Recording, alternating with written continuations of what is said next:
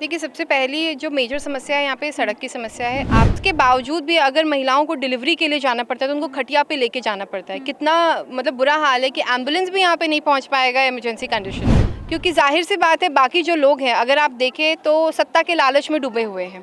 बस उन्हें सत्ता चाहिए, काम करे ना करे कोई मतलब नहीं है। अगर प्रत्येक महिलाओं को 2500 रुपये प्रति माह उनके अकाउंट में डायरेक्ट मिलेगा तो उनको काफ़ी आर्थिक लाभ होगा इस चीज़ का। क्या है ना कि महिलाओं की आवाज़ को हमेशा दबाने की कोशिश की गई है, उनको कभी भी ना उठाने की कोशिश नहीं की गई है। नीतीश जी के लिए उनको पटना बुला के उन पे ही लाठीचार्ज करवाना, ये तो गलत है ना। आखिर हुआ था ना उन पे, वो तो रोका जा सकता था ना।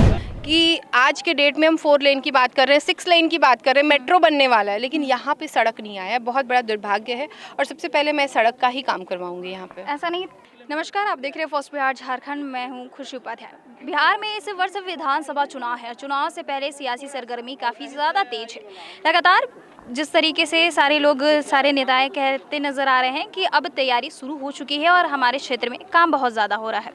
हमारी मौजूदगी है इस वक्त भोजपुर के बड़हरा विधानसभा क्षेत्र। हमारे साथ मौजूद हैं सोनाली सिंह, जो महिला चौपाल करके महिलाओं की समस्या को सुनते हैं, और जिस तरीके से इनसे हम बातचीत करेंगे और यहाँ के भी कुछ बारे में बातचीत करेंगे कि जिस तरीके से आप यहाँ पे महिला चौपाल लगाती है, समस्याएं सुनती हैं, महिलाएं ज़्यादातर अपनी समस्या बताती हैं। आज क्या क्या बताइए महिलाएं समस्या? देखिए, सबसे पहली जो मेजर समस्या है यहाँ पे सड़क की समस्या है। आप देख रही होंगी कि बांध का जो रास्ता है वो पूरा का पूरा ही जर्जर है। बहुत ही बुरा हाल है, मतलब गाड़ियों से आने में भी दिक्कत हो रहा है। तो बताइए कि जब बारिश होती होगी तो कितना प्रॉब्लम होता होगा। आवाजाही का प्रॉब्लम है, फिर मेडिकल कंडीशन तो वैसे ही यहाँ की बेकार है।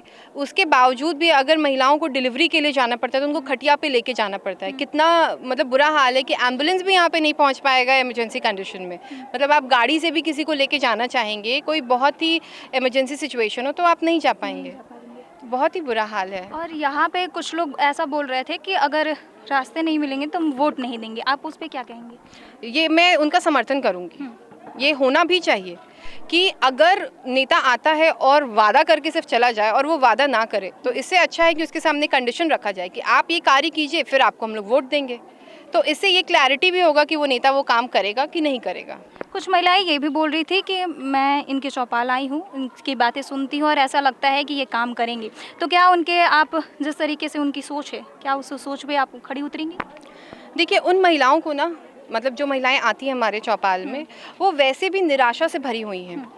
क्योंकि उनको हमेशा वादे किए गए हैं और उनका विश्वास तोड़ा गया है, उनके साथ विश्वासघात हुआ है, उनको धोखा दिया गया है, तो परेशान है। और मुझ में उनको कहीं ना कहीं एक उम्मीद की किरण दिखाई देती है कि हाँ, कोई तो है जो निस्वार्थ भाव से कुछ करने के लिए आया है। क्योंकि जाहिर सी बात है, बाकी जो लोग हैं अगर आप देखें तो सत्ता के लालच में डूबे हुए हैं। बस उन्हें सत्ता चाहिए, काम करे ना करे कोई मतलब नहीं है, लेकिन वो कुर्सी पे आराम से बैठना चाहते हैं। तो बस उसी के लिए उन्हें पावर चाहिए, पावर की भूख है। तो उसके लिए वो बार बार यही कार्य करते हैं रिपीटेडली, और भोली भाली जनता को बेवकूफ़ बनाते हैं। आप किसी संगठन से जुड़ी नहीं हैं, किसी पार्टी की हैं नहीं, फिर भी आप महिला सशक्तिकरण की बातें करती हैं। ये बताती हैं कि जो माई बहन मान योजना है, जिस तरीके से तेजस्वी जी ने निकाला है, उस पर आप क्या कहेंगे? देखिए, बहुत अच्छी पहल है, क्योंकि ये कहीं ना कहीं महिलाओं को मजबूती देती है और देगी।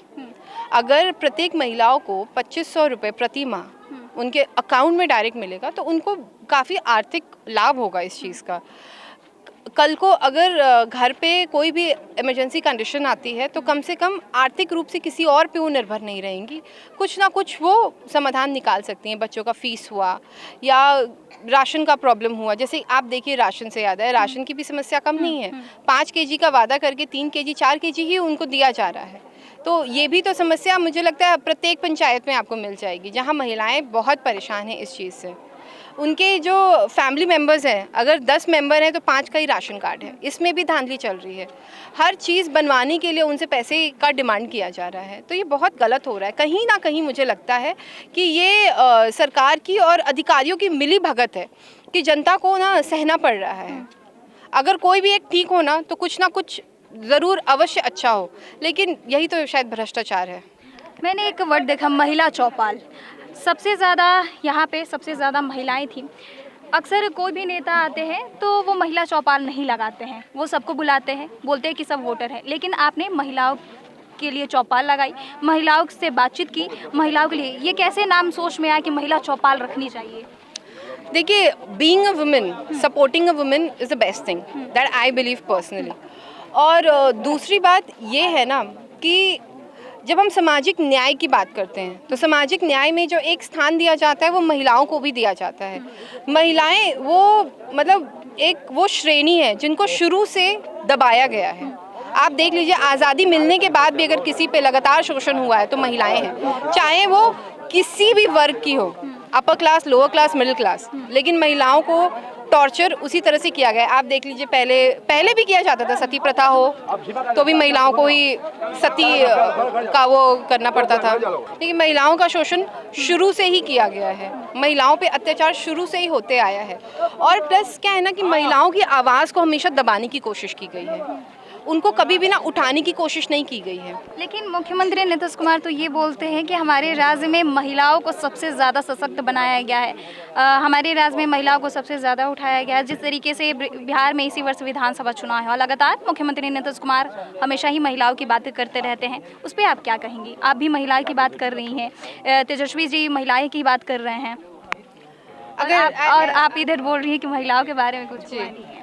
देखिए, अगर महिलाओं के बारे में महिलाओं के लिए योजनाएं आ रही हैं और अगर उन तक नहीं पहुंच रही हैं, उनको लाभ नहीं मिल रहा है, तो इसका रिस्पॉन्सिबल कौन है? डेफिनेटली सरकार है। उसके बाद जीविका दीदियां जो है, जो बहुत कार्य करती हैं नीतीश जी के लिए, उनको पटना बुला के उन पे ही लाठीचार्ज करवाना है, ये तो गलत है ना।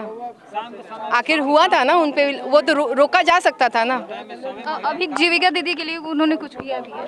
कुछ किया है, हाँ। तो देखिए, जैसे जैसे चुनाव का टाइम नज़दीक आएगा कुछ ना कुछ करेंगे ही करेंगे। और अगर ऐसा है, देखिए आप अगर देखिए पेंशन का जो दर है 400 से बढ़ा के मात्र 1100 किया गया। 1100 आज के डेट में आप महंगाई देख रही हैं कितना हो गया है। बात बात पे तो हमें जीएसटी देना पड़ता है, हर बात पे बोला गया जीएसटी दे ही रहे हैं ना हम लोग। तो सिर्फ 1100 में क्या होगा? पेंशन, आपको पता है ना, पेंशन उनको दिया जाता है जो काफ़ी बुजुर्ग होते हैं या फिर जो विकलांग दिव्यांग हैं, उनको दिया जाता है। तो सिर्फ 1100 क्यों? 1500, 2000 क्यों नहीं? आखिर वो 1500 भी तो कर सकते थे ना, तो क्यों नहीं किया? अगर जब आप राशि बढ़ा ही रहे हैं तो एक ऐसी राशि बढ़ाइए जिसमें सबका कल्याण हो, जो मतलब एक ऐसा राशि हो जो हाथ में आए तो लगे कि हाँ है हमारे पास, जिससे हमारा पूरा का पूरा महीने का खर्च निकल सके। और अगर ऐसा है तो महिला सम्मान योजना के लिए अगर वो कुछ करना चाहते हैं तो वेट किस बात का कर रहे हैं? कर लेना, अभी कर दें। क्यों वो वेट करें कि 2 महीना 3 महीना बाद होगा और उसके बाद राशि मिलेगी? और उसके अलावा भी अगर मैं बात करूं कि जो आपका ये जो पेंशन मिल भी रहा है, जिन लोगों को मिल रहा, आधे लोगों को तो मिल भी नहीं रहा है, उनका नाम भी नहीं है पेंशन लिस्ट में। ब्लॉक में जितने लोगों का नाम है उतनों को ही मिल रहा है। और जो मेरे चौपाल में महिला आती हैं, आधी महिलाएं इस चीज़ से भी परेशान हैं कि उनका नाम भी नहीं है पेंशन लिस्ट में, ना उनको पेंशन मिल रहा है, जबकि वो दिव्यांग की श्रेणी में भी आती हैं और कुछ विधवा भी हैं और कुछ वृद्ध भी हैं, फिर भी नहीं मिल रहा है। तो इसका रिस्पॉन्सिबल कौन है? कहीं ना कहीं सरकार है ना। एक मैंने बात सुनी, चौपाल में एक बुज़ुर्ग दादाजी थे जो आपसे ये उम्मीद लगा के बैठे हैं कि अगर आप आई हैं तो रास्ते में जो है गिट्टी गिराएंगी ताकि लोग साइकिल से आ जा सके, मोटरसाइकिल से आ जा सके, किसी को परेशानी ना हो। क्या आप ये काम करेंगी? बिल्कुल करूँगी, क्यों नहीं करूँगी। आखिर मैंने तो समाज सेवा करने के लिए ही मैं इस फील्ड में उतरी हूँ ना। जैसा कि मैं आपको बता दूं कि मेरे जो परिवार का ना परंपरा रहा है समाज सेवा एक तरीके से। मेरे जो स्वर्गीय दादाजी थे, श्री राम बल्लभ प्रसाद सिंह जी, वो एक शिक्षक थे, एक गवर्नमेंट स्कूल में ज्योग्राफी के टीचर थे और उन्होंने भी बहुत समाज सेवा की है। मतलब हमारे गांव में स्कूल बनवाने का काम किया है, गर्ल्स के लिए अलग। 1978 में उन्होंने गर्ल्स हाई स्कूल का निर्माण करवाया था हमारे गांव में। तो आप देखिए कि उस टाइम से वो लड़कियों को लेके, लड़कियों को आगे बढ़ाने के लिए कितने ज़्यादा मतलब प्रेरित थे और लोगों को प्रेरणा भी देते थे। वो बहुत सारे लोगों की प्रेरणा के स्रोत हैं और कहीं ना कहीं उनसे मैंने ये चीज़ें सीखी हैं। और आज तो वो नहीं है इस दुनिया में, लेकिन अगर वो रहते तो उनसे ज़्यादा खुश मेरे इस डिसीजन पे और कोई नहीं होता। तो मैं भी उनके मतलब कदम चिन्ह पे चलना चाहती हूँ और समाज सेवा के ज़रिए कुछ ना कुछ अपने लोगों को या अपने लोगों के लिए करना चाहती हूँ। एक बात और पूछनी थी कि अगर आप विधानसभा, अगर लोगों की यहाँ पे जनता की राय मिलती है तो विधानसभा आप जीतती हैं, तो सबसे पहले आप क्या करिएगा? सबसे पहले तो मैं यहाँ पे रोड बनवाऊंगी, क्योंकि वो एकदम मेरे प्रायोरिटी लिस्ट का काम है। ये बहुत नेसेसरी है। देखिए, जो बहुत बेसिक रिक्वायरमेंट होती है ना, रोटी कपड़ा मकान की होती है ना, लेकिन उसमें एक चीज़ आता है, वो रोड भी आता है। कि आज के डेट में हम 4 लेन की बात कर रहे हैं, 6 लेन की बात कर रहे हैं, मेट्रो बनने वाला है, लेकिन यहाँ पे सड़क नहीं आया है। बहुत बड़ा दुर्भाग्य है, और सबसे पहले मैं सड़क का ही काम करवाऊंगी यहाँ पे। ऐसा नहीं कि लोग बोल रहे हैं कि सड़क नहीं तो वोट नहीं, इस तर्ज पे आप बोल रही हैं? नहीं, बिल्कुल नहीं, क्योंकि देखिए, मैं तो कोई नेता भी नहीं हूँ। मैंने तो सबसे पहले ये कहा कि मैं कोई नेता नहीं हूँ कि मैं आई हूँ और मैं वादे करके चली जाऊँगी।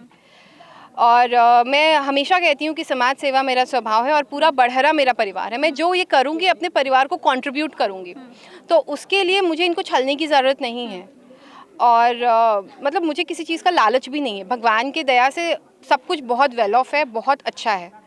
तो मैं ज़रूर एक कंट्रीब्यूट करना चाहूँगी सोसाइटी के डेवलपमेंट के लिए, कि समाज में एक ये संदेश देने के लिए भी कि आप मतलब ये मत सोचिए कि आप अगर एक विधायक को चुन रहे हैं, विधानसभा तक पहुंचा रहे, तो आपको उनसे डर के या दब के रहना होगा। आप अगर उनको चुन रहे हैं तो वो आपके कार्य करने के लिए चुन रहे हैं, ठीक है? बिकॉज जो हम लोग रिप्रेजेंटेटिव चुनते हैं, by the people for the people, ये हमारे कॉन्स्टिट्यूशन में भी लिखा गया है कि वो जन सेवक होते हैं, सेवा करने के लिए उनको चुना जाता है, ना कि लोगों से सेवा करवाने के लिए। तो ये जो साइकोलॉजी है ना, वो भी चेंज करने की ज़रूरत है, और लोगों को जागरूक करने की भी ज़रूरत है। कि जैसे लोग बहुत डरते भी हैं इन चीज़ों को, उनको डरना नहीं चाहिए, निडर होके आगे आके उनको बोलना चाहिए, नेता के मुंह पे बोलना चाहिए, भाई हमने आपको वोट दिया, हमने आपको जितवाया है इसलिए ताकि आप हमारा काम कर सकें। आप अगर हमारा काम नहीं करेंगे तो नेक्स्ट टाइम से हम आपको नहीं जितवाएंगे। बहुत सिंपल फॉर्मूला है, ये डायरेक्टली प्रोपोर्शनल रिलेशनशिप है और ये होना चाहिए।